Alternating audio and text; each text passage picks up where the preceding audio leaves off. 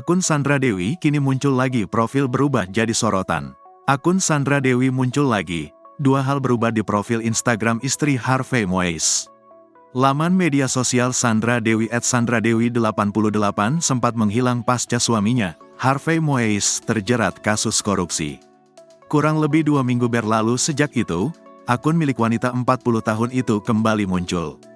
Meski demikian, setidaknya kini ada dua hal yang berubah pada akun tersebut. Pertama, seluruh unggahan Sandra Dewi termasuk momennya bersama Harvey Moise kini raib. Kedua, jumlah akun yang diikuti, following, @sandradewi88 juga kini nihil. Yang tak berubah hanya jumlah pengikut, followers, yakni tetap 24,3 juta. Sandra Dewi hanya menuliskan atribut pada kolom bio sebagai si atau perempuan, artis, dan ibu dua anak laki-laki dari pernikahannya dengan Harvey Moise. Akun Instagram Sandra Dewi kembali muncul pasca 2 pekan menghilang pasca kasus korupsi Harvey Moise terungkap. Saat akun Instagram Sandra Dewi hilang lebih dari 2 pekan lalu, banyak yang bertanya-tanya mengenai sebabnya. Netizen menduga hilangnya akun Sandra Dewi karena dihapus secara sengaja.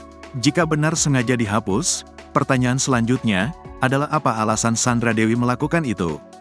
Berbagai spekulasi muncul.